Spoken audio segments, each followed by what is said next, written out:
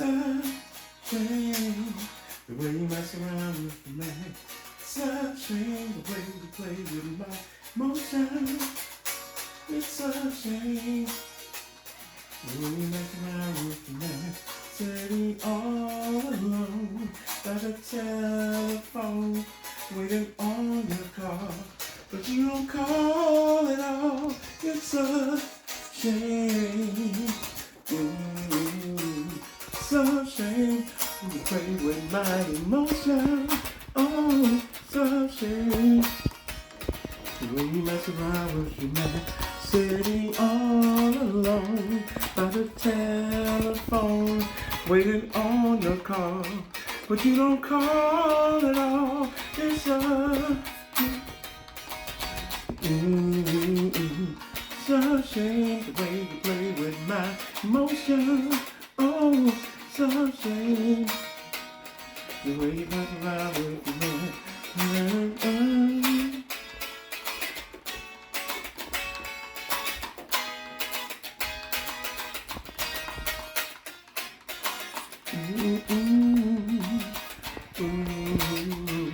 It's a shame the way you play my emotions.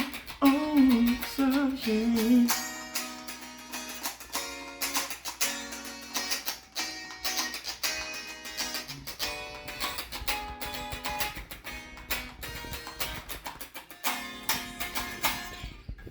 Yeah. That's how you learn. Then they, venture off into secular music. I forget what they used to call it. Yeah. But yeah, gospel people hated when people skipped over to that. Because Sam Cooke was like the man. Yeah. You ever heard of Sam Cooke? Yeah. The Change Gonna Come? Yeah. Yeah, he was the man. When he flipped over, man, black people went nuts. Because those gospel quartet groups were the big groups of the times back in like the 50s and stuff. Those gospel quartet groups were probably just as big as the artists. But luckily, I had got to work with the Motown guys. A dude named Al Johnson. Al Johnson was a group called the Unifics. They had a song called Court of Love.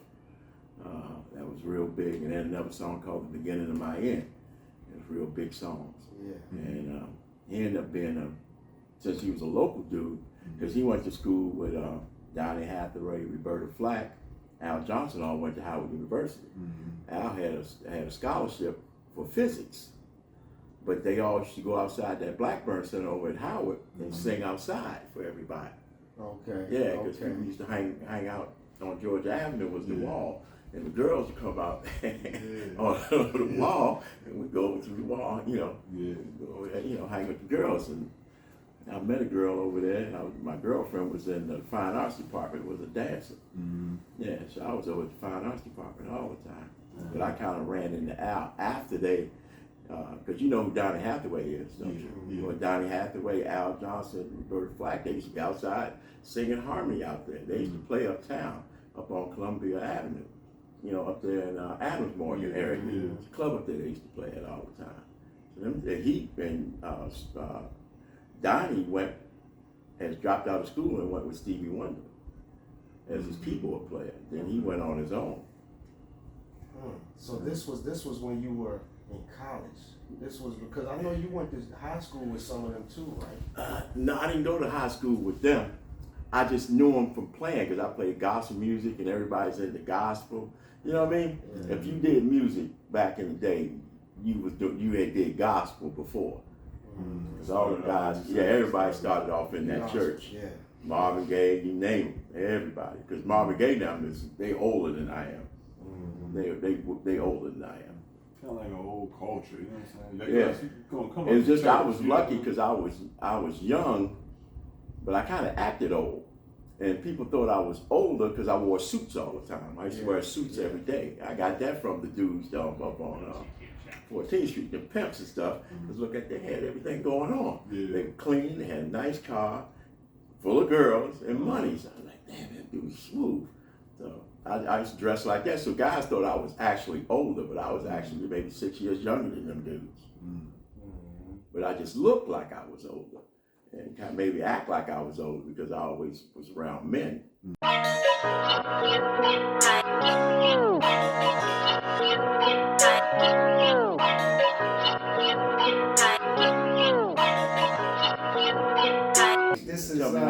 No Cap Radio. Your host Domi, of course, Reese is in here, and today we're here with the legendary musician, Mr. Larry Bridges. So, Mr. Larry Bridges, we want to first thank you for coming on the show. And you know, I always say this, like that the advice that you've given me, you know, in 2015 when we met, I mean, I still repeat it almost once a day to some type of business associate. Good. Every day to this day, man. And you know, so thank you for that, man. Like it was a gift that keeps giving, you know. And that was and that piece of advice for y'all to know is get your personal life right, and then your business life will be right. That's right. Yeah, your music life won't be right if your business life isn't right. Right. You can't handle your business, because what if Puffy called you today and say, "Hey, I need you to come to New York. I want to see what you have." He's not going to pay for you to come up there. You got to get up there. Yeah. So if you don't have any money, so you got to make sure your regular life is right, so your music life can be right. Because if you have to invest in yourself, and people are going to have to see that you're willing to invest in yourself, because why would they invest in you if you don't want to invest in yourself? Yeah. Mm-hmm. And that changed my whole perspective on my music career in 2015 when you told me that. And ever since then, I have taken those big risks as an artist, you know, and really just putting it into myself, betting on myself. And you did well. You produced yourself. When I met you, you already had, you know, your stuff was already done. I was surprised that you had already gotten that far. Yeah.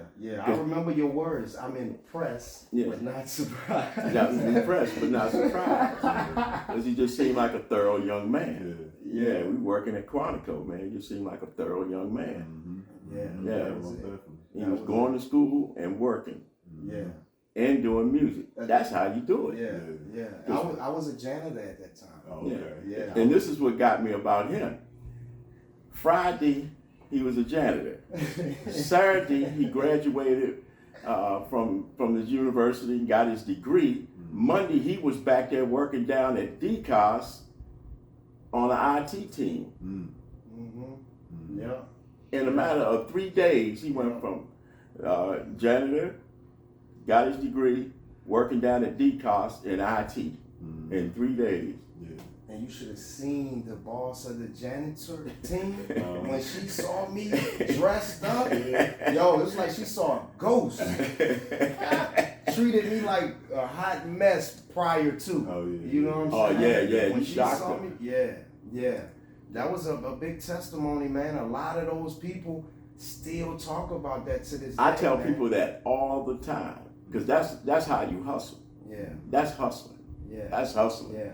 Yeah. And see, a lot of people don't know that story unless they know me personally. Yeah. So this right here is the first time that it's being shared publicly. You know, like that journey that I went through. But that was I was impressed. But this is about you, Larry. Okay, like we want to get into this, you know. So but we haven't seen each other in a while. So some of the stuff we're gonna have to catch up on. Absolutely, man. So first of all, we just want to share with the people, let them know, the No Cap audience, which we love. That's sort of how we know each other. But where you come from and what do you do? We know you're a musician, but how did you get into music? Give us the. Oh man, I'm from Washington D.C. Born at Freeman Hospital up Northwest. Howard University actually, they tore down Freeman, and Howard University Hospital is now the old Freeman Howard University Hospital. And my uncle was a singer. My uncle and aunt sang. So I come from a family that sings, because my uncle had a group, and in my house, our basement was set up like a club. My mother used to have quarter parties, because I had another aunt in school, so she would have quarter parties, and my uncle rehearsed in our basement. Our basement was set up like all around the walls were benches, and there was a little bar on one of the rooms where she sold hot dogs, sodas, and potato chips. Back then they didn't drink, and she would have them, you know, those parties, the parties for the young people, the teenagers, high school, young adults, and that was every weekend at my house. They had parties all the time, and my uncle rehearsed his quartet gospel groups there. And that's when I got into music because I wanted to play guitar. But none of them dudes would show me. They would play a lick for me, but they wouldn't, they wouldn't sit down and show me how to play. It used to drive me crazy. And so one day when I got a couple dollars, I went to the store, Woolworth, and bought a cheap guitar. It was cheap too. It was so cheap, the neck ended up bowing on it, ended up bending. It ended up turning into a piece of firewood. It wasn't nothing. So I went to a music store that sold used equipment, and at the time, I was into bass at that time. I wanted to be like Larry Graham, because once I heard that song, Thank You, I lost my mind. I wanted to be like that bass player. That was Larry Graham, who came up with that thumping style. So I went to the pawn shop. Guitar was $50. Back then, you put things on layaway, So I'd give them $5 this week, $7 this week. I got all the way up to like $49. The man got sick of seeing me. Said, man, just take it, man. Just take it. And that's how I started. And I just taught myself. And when was this? This is back in like 71. 71. Okay. So that's when you first picked up the guitar. Mm-hmm. Because Okay. I wasn't allowed to touch my uncle's guitar. We wasn't allowed to touch it. I used to look at it a lot, but I couldn't touch it. Yeah. He'd have broke my neck if I'd have touched that guitar. So like old Joe Jackson thing, Yeah, I wasn't touching that guitar. So you said they wouldn't teach you, so They wouldn't teach you. So I knew I was going to play. I knew I was going to play something. Mm-hmm. So I started off.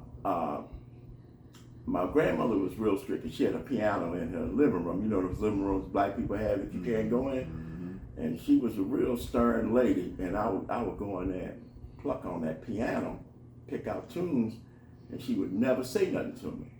She just said, hey, make sure you put it back, shut the lid, and don't mess with nothing. That was kind of nice. So I'd go in there and pluck out tunes, so when I got my bass, at least I had something to start with. I tried to figure out those tunes I had plucked out on the piano. And eventually I got halfway decent at bass playing. So I was a bass player at first. Right. And I played in band first as a bassist. And then everybody wanted to be Larry Graham at the time, or Louis Johnson from the Brothers Johnson. Both of them came up with that thumbing style that you hear now, that popping and plucking. Yeah. So I got tired of, there was so many bass players out. The guitar players was acting like prima donnas. So I said, I'm gonna learn how to play the guitar. So I just took what I known from the bass and picked up the guitar and started playing guitar. And I kind of stayed on the guitar after that. So when you say you started playing, how did you transition to just picking up, playing around the house, to actually performing and on stages, getting in a band? I couldn't wait to get on the stage, man. I just kept practicing. And back in the day, all neighborhood had bands. So what you do, you go jam with somebody. If you play, hey man, you want to jam? You go over their house and you jam. So you played all the time. You played every day. You practiced every day. You played with friends all the time. Yeah. So, eventually you're going to get enough guys together to get a group. So the first group that I formed was called Funk Unlimited, because they had EU, which is Experience Unlimited. They changed it to EU. But they was Experience Unlimited, I was Funk Unlimited, And so we had a pretty good band. Because we had guys, I had a keyboard player that had just started at Howard, and he was a jazz major. Had another guy that went to like one of those music schools up in Boston, I think it was Berkeley. Oh, yeah. One of the music schools Berkeley. up in Boston. Yeah, Man, that drummer was the best drummer I ever played with. He was the best. Never played with nobody that good ever. And that dude could play all kind of instruments. He played drums, but he could play keyboards, vibes, just everything. He could play everything. His name was Bruce Martin. Excellent musician. Never knew what happened to him after that band. But once we got a little band, we were tight. I got my uncle. I had actually asked two of my uncles and myself, Bruce, and Jimmy. Jimmy was the guitar player, and Jimmy had the pretty false setup, that tenor that everybody likes. Jimmy had it. And me and Jimmy were back in high school. We used to go in the bathroom and sing. We used to get them to sing them songs, Natural High and stuff, in the boys' bathroom. The girls come by, the bathroom, listen to us sing, So Jimmy ended up being a guitar player, and we were pretty good. We practiced every day. We had nothing else to do. All of us had little jobs. You know, I think he worked for the cleaners. I was going to school and working. Can't remember what. Oh yeah, I remember I was working at some apartment place, cutting grass, and I would work later on as the clubhouse guy. You know, staying around the clubhouse, playing tennis and pool with the people that lived at the complex. And so we had one of those outdoor shows. They used to have what we call Summer in the Parks, where the band go to the parks and play for all the people in the neighborhood around the way. So one time, Jimmy somebody gave him something, man. He took something and he couldn't perform. He couldn't perform. Now it's our time to come up, our first little show, and this dude over here, man, he can't perform. He's all messed up on something. So it was a guy in the crowd, and he came up there. He said, "Man, I could play with y'all." I'm like, "Dang, man, but we ain't rehearsed for it." But he came up, we filled in. So when we got back, we fired him, man. We fired Jimmy. Okay. We had to fire him because, you know, you getting high and stuff like he ruined the show. He got stage fright and ruined the show. He freaked out. And that's when I started. That's when I picked up the guitar. And I got tired of the prima donna guitar players. It was just too much to deal with. You know, and I was serious. Yes. And some of those guys aren't as serious. You know, they like music, but they won't do what it takes to get to that level. Right. And he was one of those kind of guys. Right. So what would you say was your major performance when you got an opportunity like this is it, you know? Man, I rented like one of the American Legion places. So I took a chance. I said, "Look, man, we need to perform. We've been practicing. We're tight. We need to perform." So I rented the place. I paid the band. I made sure I paid them scale at the time. I paid music scale like the guys at the symphony guys got. I paid them, made sure the band got scale, and I rented the joint out, packed the place, and I did like my mother. I sold concessions, hot dogs, and they had little Miller ponies.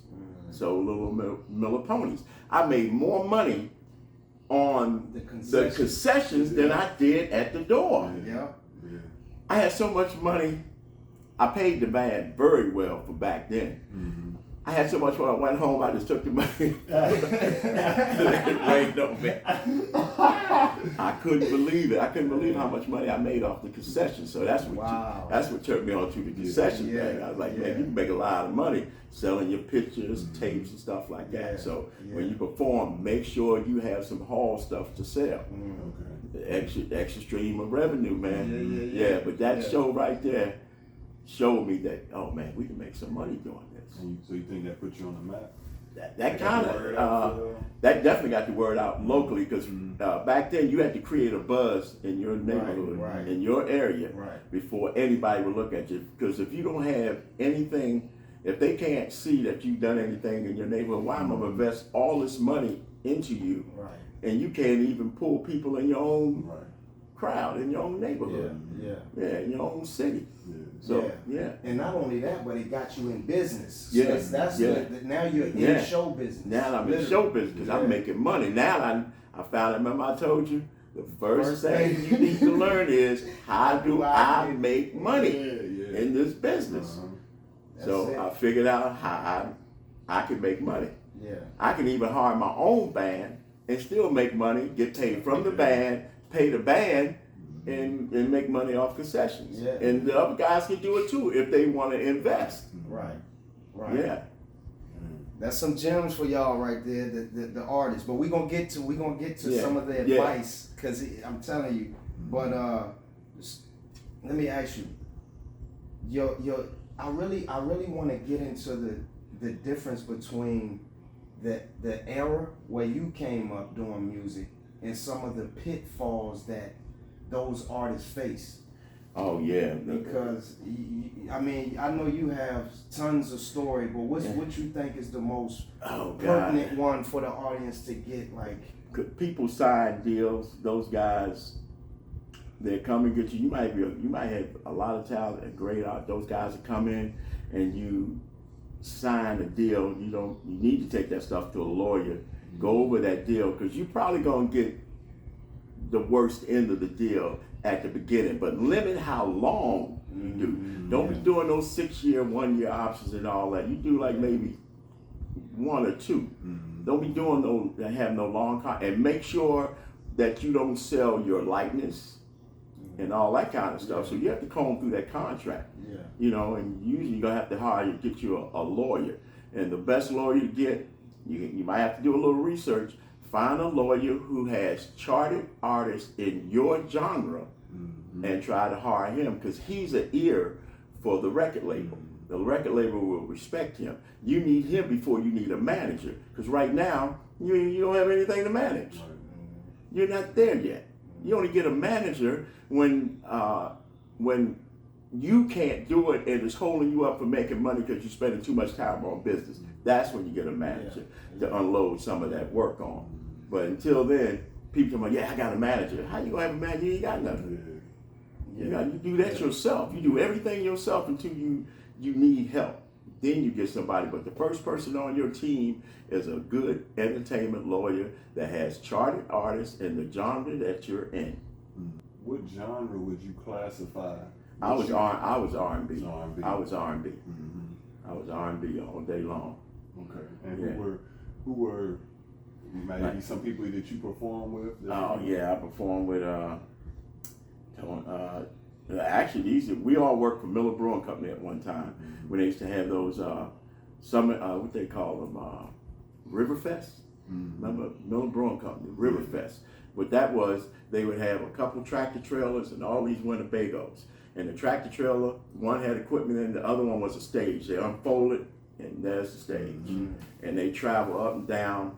We did like the Mid-Atlantic region, like from, like Philly down to, like North Carolina. Yep. Okay.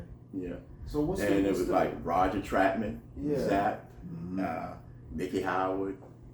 See, I Levert, always think that, Tony when they first started.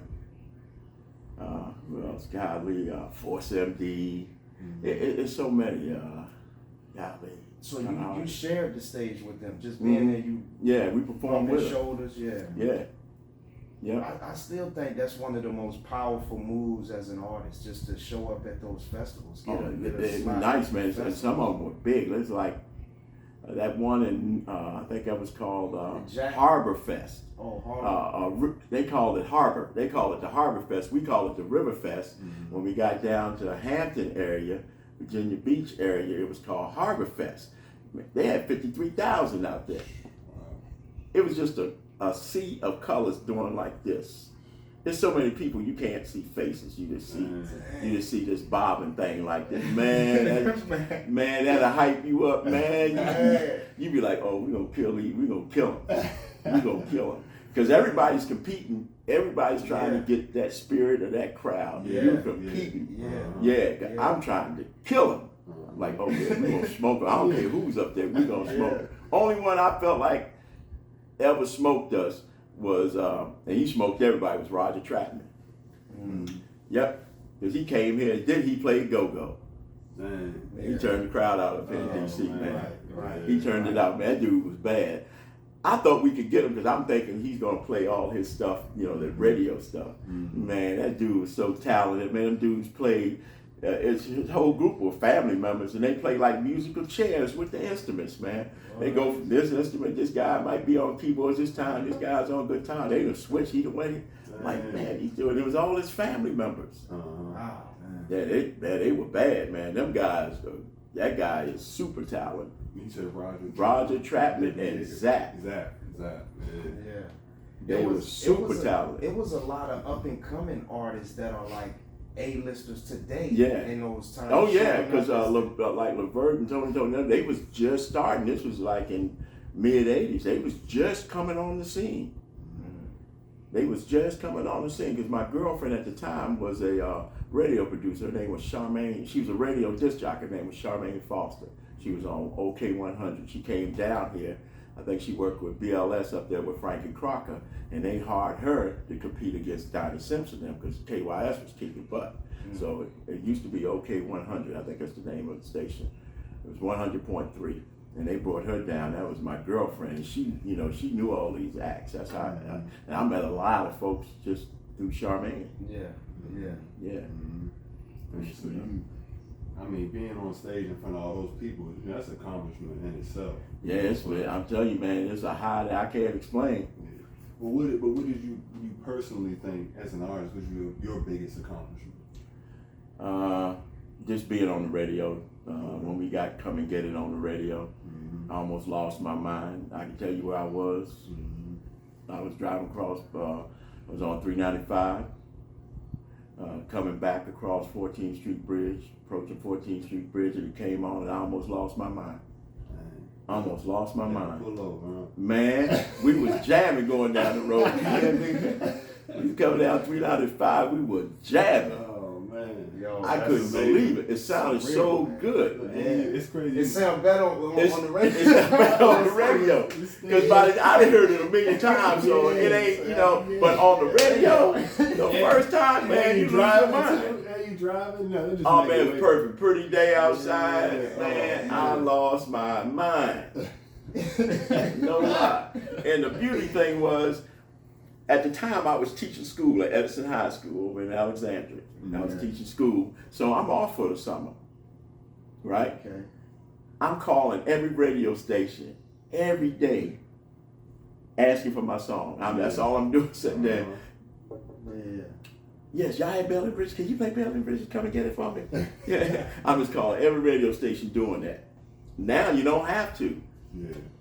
You got, you know, they have YouTube and all the internet stuff. You can create your own buzz yourself now. That's one of the biggest changes from back then to now. Now you don't have to fight with them. You can create your own stuff. You might become so big the record company come looking for you. Yeah. That's how the underground dudes got so good. Yeah. 50 Cent and them and my man Master P. Yeah. Dude's a genius, man. Yeah. Dude's a genius, man. For what he did out the trunk, man, that dude's a genius, man. I admire that dude so much, it's ridiculous. Yeah, he laid the blueprint, man, the foundation at that time. Man, you know? I admire him so much, it was ridiculous. Without the internet, like there's no social media, you know what I mean? That dude did it out the back of his car, man. That's amazing.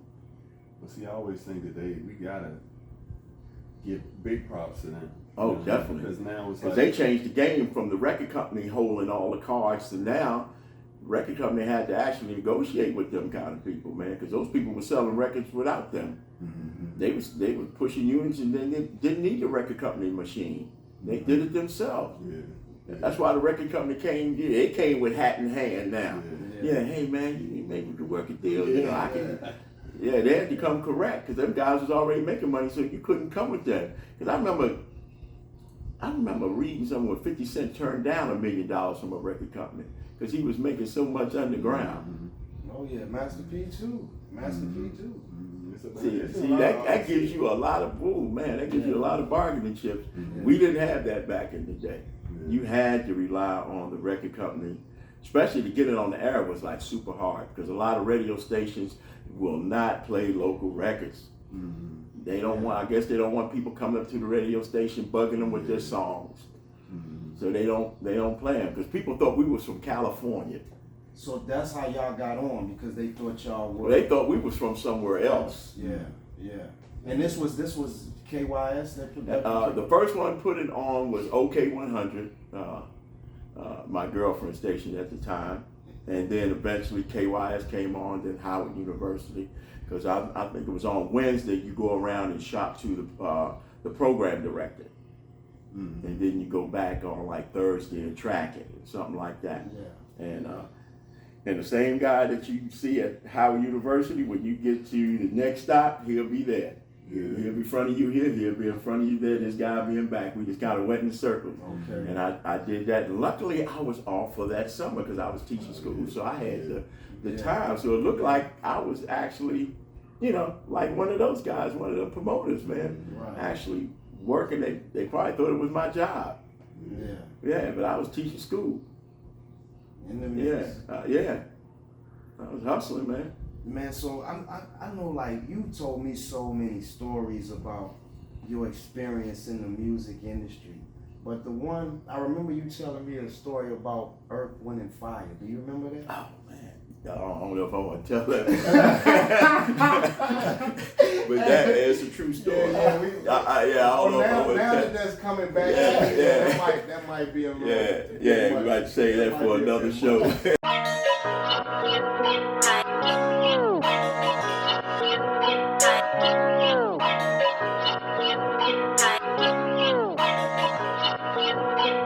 Pop. Yeah.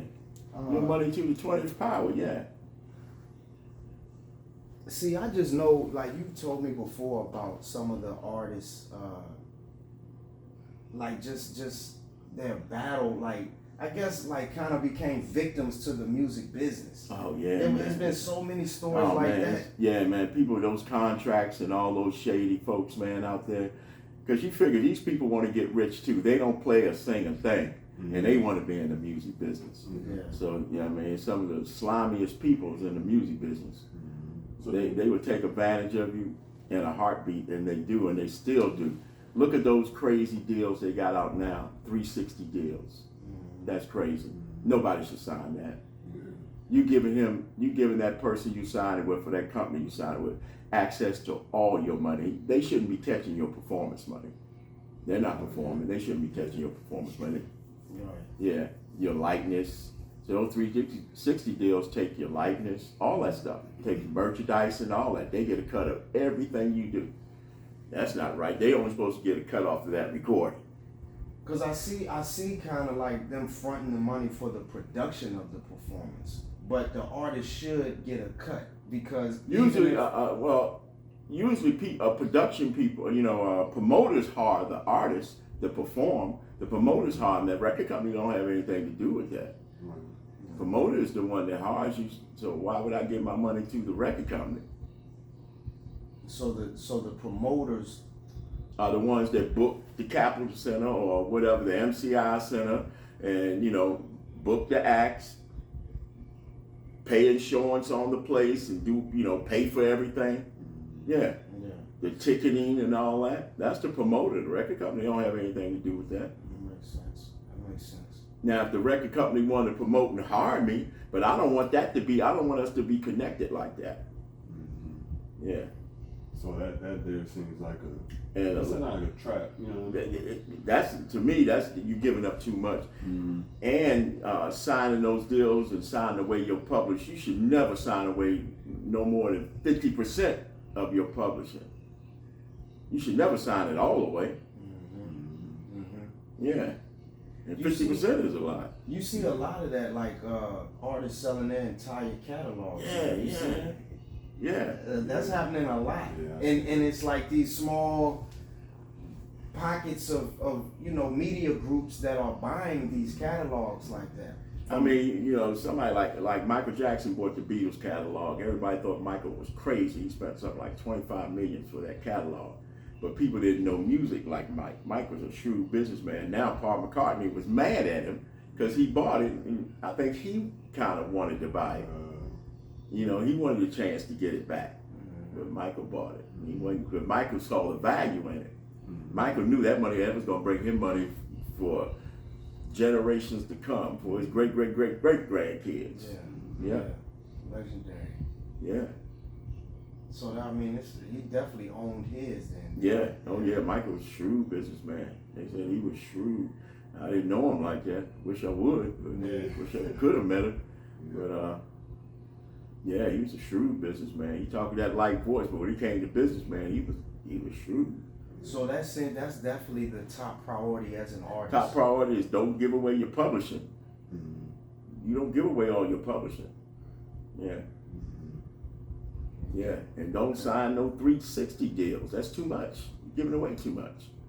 Just for them to do that. And a lot of people, when they don't realize you got to pay that stuff back. It's a recoupment well that has to be, filled back up. So when they having parties for you, you're paying for those parties. Every bottle of champagne they popping, you're paying for that champagne. That's coming out of your pocket because they're promoting you. So, they set up the party, they fronted the money, but they gonna get their money back and some. So we look at those deals as, you know, a deal will bring you down. You know what I mean? Bring you a deal, man, it'll make you a bum, man. So what else did you see in your era? You know, when you were performing, when you look at artists around you, what were some things that they was traps that they would fall into, even if it wasn't a business? You know, just drugs. Drugs is always, you know, prevalent in the music business, man. Guys come back to stage. That's all they do. They give them to you sometimes. They just give it to you. Just to be in the in crowd. And probably get you hooked too. They get their hooks in you. Yeah. Drugs are probably one bad. Definitely the signing those deals, long terms, giving away publishing and stuff like that, not really having a real entertainment lawyer, you know, review that contract and flag those things and flag them so you won't get stuck with all these, you know, options. And that's how people get put on the shelf. You hear them say artists put on the shelf because they sign that contract. They got 6, 7 year, 1 year options. The options on the company. So you complained about the money, he put you on the shelf, so you can't even go nowhere. You can't even do anything. He's got you locked up. And this is prior to recouping your recoupment. So now you probably ain't gonna recoup nothing because you can sold 500,000. Say you went gold. You still might owe money. That might not be enough to pay off what they spent on you.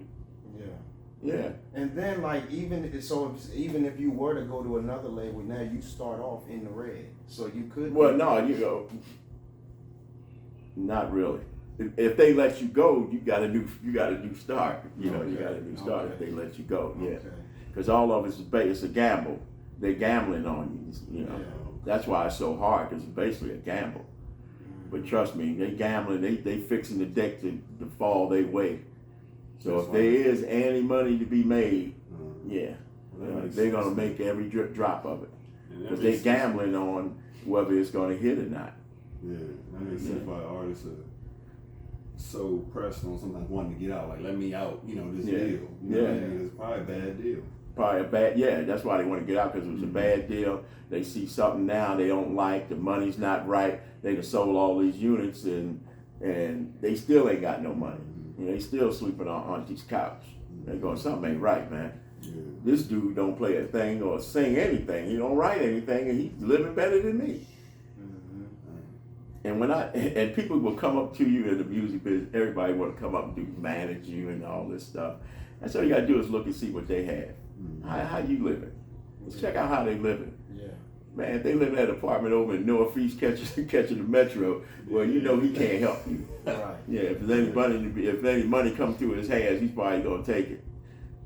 That makes sense. But it's just all of the stories of the artists that ended up down bad. It's them contracts, man. Them contracts. You got to really get a real entertainment lawyer or two to review those things and make sure you don't sign your life away. That's what sours people on music. You got people, they just stop, man. I ain't doing nothing. Ain't nobody using me like that. They just stop. Yeah. You find them, you might see them, they might be singing in church somewhere, man, because they still like singing and stuff. They might just go play at the church, man. They don't want no more of that business to whip their ass, man. The music business is something, man. Yeah. It's something, man. It's cutthroat, man. You gotta have a thick skin. And they will screw you. I mean, you're going to get screwed. You just got to limit how long they screw you. You just got to limit it, man. Yeah. I always say, man, I'm blessed that, my mom and dad, I'm sure, we came up just in the house, Saturdays, that music was pumping. You know what I mean? I do the same for my kids. So nowadays, when I hear new artists, they're sampling this old music, I get excited myself, you know what I mean? I just want to know how you feel about the samples but some people think the music should be left alone. And, some people. I used to when they first started doing it, I felt some kind of way about it at first. Then when I started listening to what they were saying, that kind of got me. I was like, man, that's clever. Then that's what got me into it. Yeah. Because I was saying, man, that's clever. That's good. Okay, it might be somebody else's music, but that was clever what he said. And I kind of got into it that way. Okay. And my uncle was older than me, and he was into it. My uncle was sampling. Like when we had our band, our band was unique because we had a drummer. He played with 2 drum sets. He had an acoustic and electronic drum set. My uncle sampled. He played horns and he played keyboards and he sampled. And we had our bass player played bass and keyboard bass. I played keyboards at the time and guitar and sang. Everybody sang and played something and usually played more than one thing. So we could cover anything and make it better. We had samples going on, all kind of stuff, man. And we was doing it live on performances before anybody even thought about doing that stuff. Yeah, because we were into electronic music. We used to go to the music store and spend all day over Washington Music over in Wheaton. We'd be over there all day trying out all the new stuff that came, that comes out every year. And they would let us go in there and play. You'd be in the music store jamming. Go to the music store and jam. You'd be in there performing, yeah. Go in the music store someday and just sit around there on a Saturday. You're going to see some bad musicians come through there. And they can play. Yeah. And we used to go in there, they let us play and play on all the equipment and stuff. So we knew about a lot of the stuff before it even hit the streets. So sampling and stuff like that, we could do that stuff live. Yeah. Like you said, make it better, man. That's the thing. When I hear artists come on and sound, man, they better kill it, man. Don't mess with this music. For real. Yeah. But a lot of times it can bring those old artists back. Oh, the old artists love it. They making money. They making money. I wish somebody sampled mine. Sample, come and get it. Yeah. Sample it. Do something. They'll take up 85%. Yeah. You know what I mean? Where it's like, and you as the new artist say, hey, we use your sample. They be like, man, we want 85%. It's cool. It's like, all right, now I gotta divvy up this 15% of everybody in my empire, right? But the thing is, this record goes #1.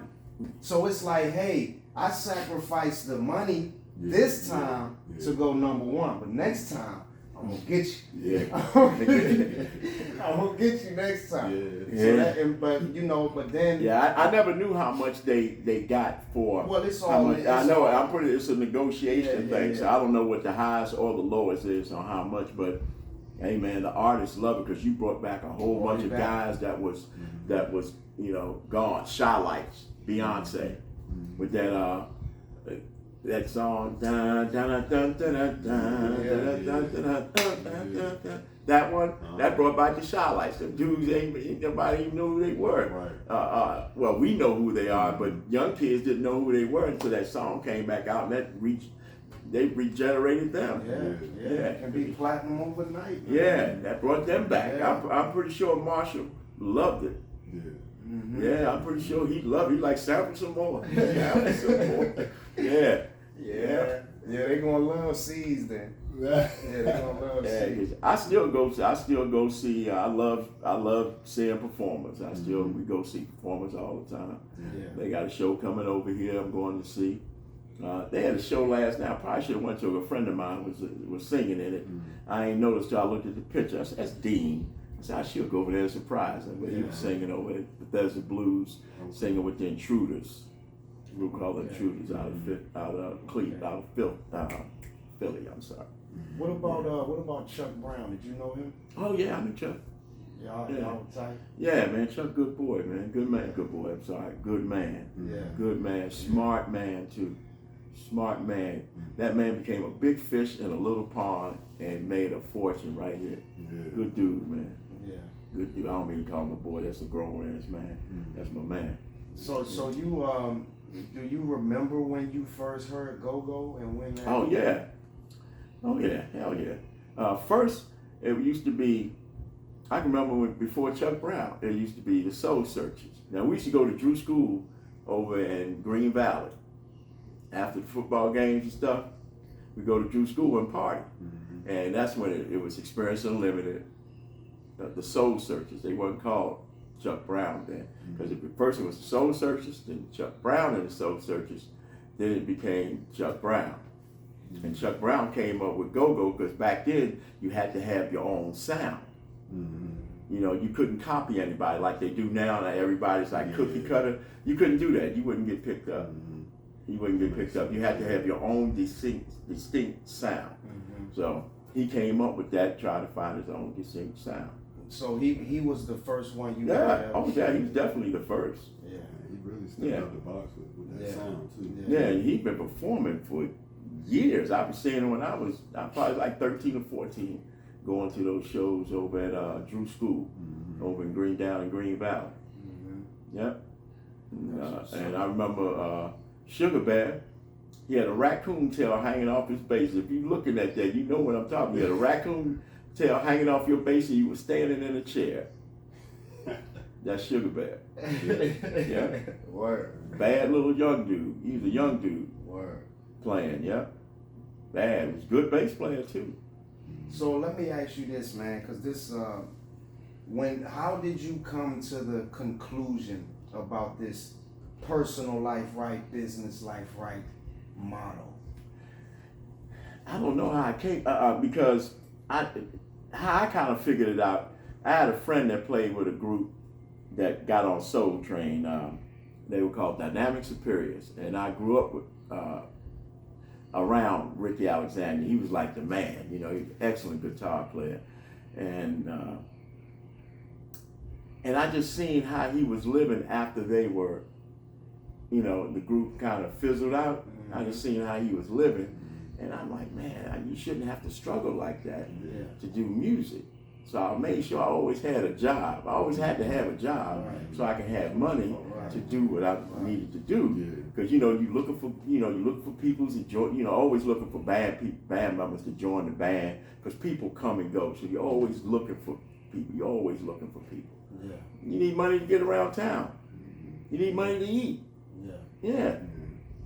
Man, and it's hard. It's difficult. Like, it's difficult to even make business a priority if your personal life is in Your shambles. personal life is in shambles. How you gonna do music and your personal life ain't right?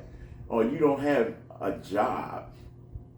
It's You're really, not how can working. you be in business? How can you It's be show in a business. business? Show business. How can you be in business? You don't have no revenue, no money coming in. You need that money. You need money from this to get this going. Or any type. Or any type.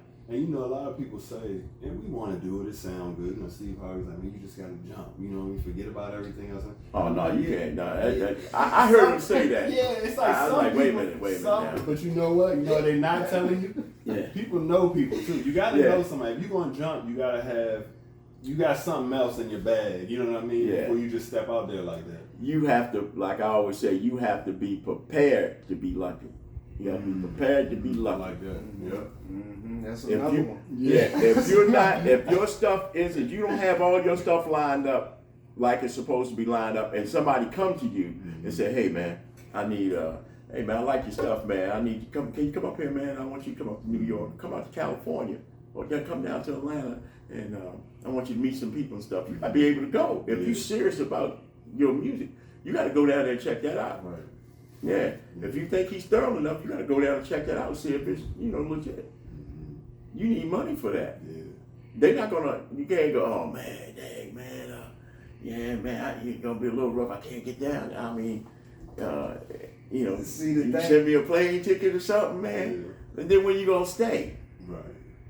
You gonna feed you? I mean, come on, man. If your regular life ain't right, your music life ain't gonna be right. You got to get this right first before you get this right. And see that piece of advice right there is why we're here doing this show right now. Like, because I feel that it's vital for me to take the advice that I received from Larry and pay it forward. So that's really the gist of all this. But I do want to say, when you were talking about the jumping out there, it's crazy. Yeah, that. I know me personally. I've been in a position where all I did was music.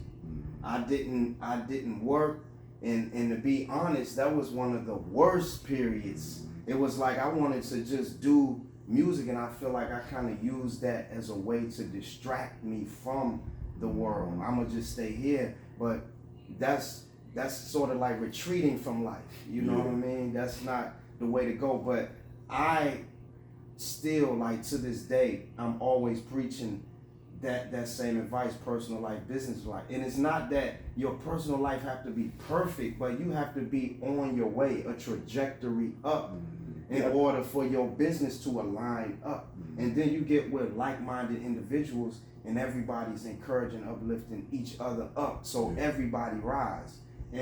But when you have, you know, a guy whose life is just in shambles and he's trying to dump, bring all of it. Bring all of it. Yeah, he's just trying to dump it all into music. I know, I've been there. That ain't gonna get you out. I'm glad. Yeah, that never made sense to me. Yeah, we put a you in the mud. We put a stick out, and you try to put us in the mud with you instead of, you know. Instead of being on the level with us, so we can move forward. You know, in accordance. You know, we all moving together, do more damage. But that just jump out there. Nah, I think he needs to clarify that a little better though. You know, because you can't just jump out and say, I'm gonna spend all my money over here and I'm gonna do this and that's it and whatever happens. Yeah, you be stuck over there. See, I think it's just more so just having the courage to take a risk. Not saying, oh, I'm just gonna quit this job and just do this. And I've seen people do that. That to me, I'm like, man, I know. No, man. I don't know how that's gonna work out. You know? I mean, some people make it out the car. Tyler Perry. Some people. But I'm like, how? But I feel like it's few and far in between. Yeah, it's like, I wouldn't advise that. That's something that you can't give that kind of advice to everybody. Right. Yeah. Yeah. Out of a million people, one might do it and might get lucky and be successful. Yeah. But that's no. Yeah, I think it's just taking a risk, being courageous enough to take, not just. You take this until the music will tell you when you can leave this alone. Yeah. The music gonna let you know if you can leave this alone and concentrate on music fully. Yeah. But until that music tells you that, don't do that. Yeah. You're gonna be stuck there. You're gonna be stuck. Now you ain't got this or that, because that can fall through. The music business is fickle. Real fickle. They eat music up like that. As soon as you give them the record, what else you got? What else you got? What else you got? Yeah. You gotta lie and tell them, hey, how many songs? Oh man, I got about 13 of them in the can over there. Yeah, you might not have none in the can, but I told her I got 13. Yeah. I can get 13. I can get to work. Yeah. But but the music would dictate when you need to leave that regular job and stuff like that alone. You gotta have that stuff. I was going to ask you, what's the best piece of advice to give an up and coming artist? But you've been giving that the whole show. So I don't know if there's anything, you know what I mean? Anything else to really like throw out there? Yeah, the main thing is just don't sign your life away. Don't sign away all your stuff to those companies just to get out there, because a lot of the record companies say they'll make you famous. They didn't say they'll make you rich. They'll make you famous. You might be famous, but you might not get no money. They'll know your name, but they don't. There's a lot of poor stars out here. A whole lot of poor stars. You'd be surprised. Don't you think that's worse though? Yeah. Be a known, and now you need to ask that dude that asked you for an autograph, man, can you give me $20 for gas? I need to get home. I shouldn't even be laughing at that, because that's real life for a lot of. I knew a group that did that because I know the guy's uncle. Oh, yeah, he didn't ask the guy, but he definitely needed the $20 in gas for that Escalade he had. Yep. See, that's why I preach that advice so often, almost daily, because it's relevant to everything. Yeah. Whether you in music or not, like whatever business you doing. Yeah, you trying to go into, So relevant, man. Yeah. Well, there you have it, y'all. Hope you all enjoyed the show with Mr. Larry Bridges here. I'm Domi. I'm Easy. We out. No cap out. No cap.